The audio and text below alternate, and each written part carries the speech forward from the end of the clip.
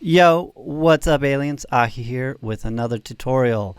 Today we're going to be going over how to make a perfect wobble bass, a kind of sound that we hear in like bass music lately. If y'all haven't already, be sure to click like and subscribe. You guys are going to love this one. If you're new to bass music, you're going to be like, oh my god, this is so simple. Why didn't I think of this before? And if you've been into bass music a while now, then you probably already know this, but maybe you'll learn something new about it as well. Let's get into it. We're going to be using Serum, and here I have a default setup, and we're going to change wavetable 1 to basic shapes, also oscillator B to basic shapes as well. We're going to be using sine waves on both of them. We're going to turn oscillator B all the way down, and then we're going to turn on FM from B on oscillator A. Next, we're going to turn up FM from B to 25%. And we're going to grab LFO1, toss it on there, and we're going to drag it back to 16. And then we're going to drag LFO1 onto the level, turn the level all the way down, turn that up. And next, we're going to turn up the octave by 2 here on oscillator B, and voila.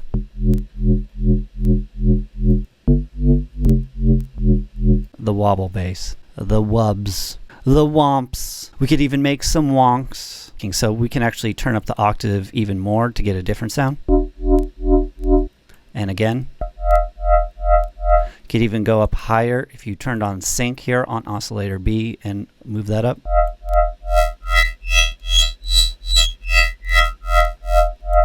Now, I want to show you why this is working so well, because we could easily mess this up. If we turned up the FM amount from that 16 to, say, like 30, it loses that cleanliness and it starts to sound fake, you know, just not as polished. So keeping it at 16 is such a big difference.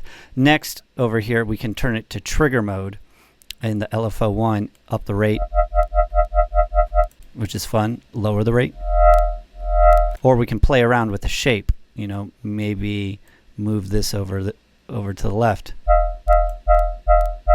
And then maybe add some reverb onto this as well. How about this? We'll invert the reverb.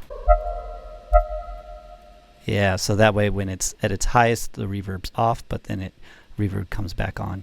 Yeah, that's pretty cool. Turn that off for now. Another fun thing in this is changing the modulator.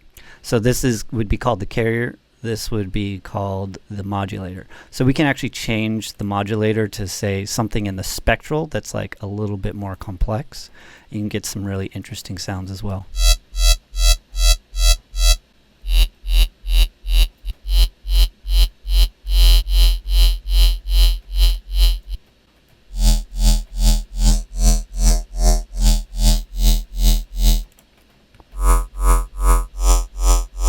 And then you could say modulate this, so that way turn on trigger mode, put it on half notes, so that way every other one is a different wavetable. Yeah. Just infinite possibilities with this. You could see you could get really creative to create your own kind of sound with this. Another fun thing in this, we'll put this back at a sine wave. Move the modulator, and we can actually have it pitch down. So instead of pitching each one, what we're going to do is go into the matrix, select LFO3, and we're going to have LFO3 control the master tune here. And we're going to set it to unipolar. Bipolar, this is unipolar. So I'm going to move this over. We're going to put this at envelope. And we're going to have this go from an octave up to an octave down. So that was pretty fast. Let's slow that down a little bit. Yeah. Or you could, let's say, go both ways.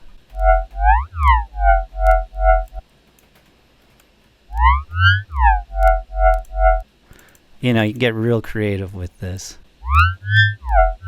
Huh? It's like an R2-D2 sort of.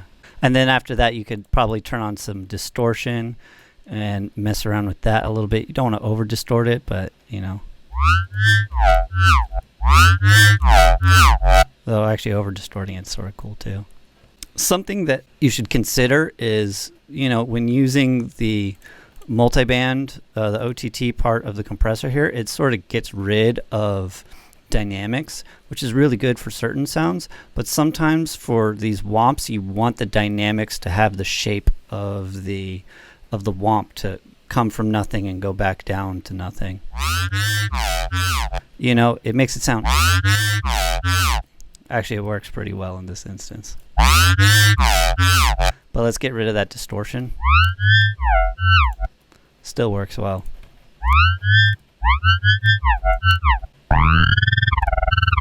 Oh, that one's cool. Anyways, you can also turn up the gain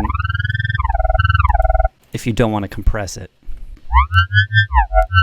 if you still want to keep those dynamics. So something to be aware of. Another fun thing is adding in noise and just taking that LFO1 along with it. I'm going to turn off this pitch bending stuff for now. Yeah, so let's try adding on the distortion, the compression, turn that reverb back on. Woo! Maybe back off on that. And if we want to wonk, you know, just pull down on that attack. Give this a little different shape. And turn it to envelope. Pretty sweet. Oh, hey, aliens, I want to show you all some of these cool new effects that I have in my new volume 2 of my Magic Ableton racks. So here in Serum, I'm going to just turn off oscillator B, so it's just this sine wave, and I'm going to turn on the WUB bass processor, and then also the Fat Magic Rack just to boost it up. Now this Fat Magic Rack is sort of based off of the sausage fattener. Sick. Also in here is the bird sine distortion. And the other one. Yeah, I thought y'all would really dig these. Next, I'm going to turn the oscillator B back on. So it's that sound. So now that I have that back on, I'm going to play around with the Magic Snow Cone fade.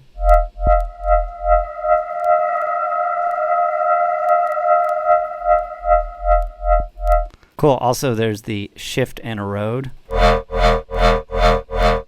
Totally different sound. Some cool sounds out of that. And then the wet noise.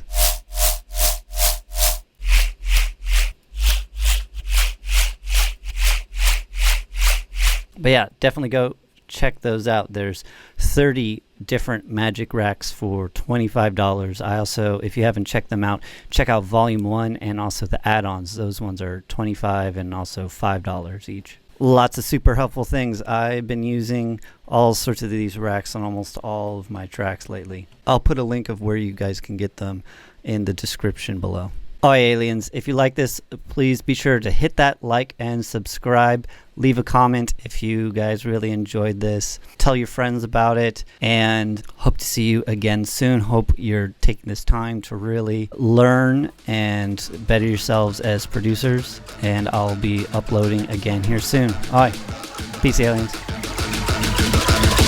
Movement, man.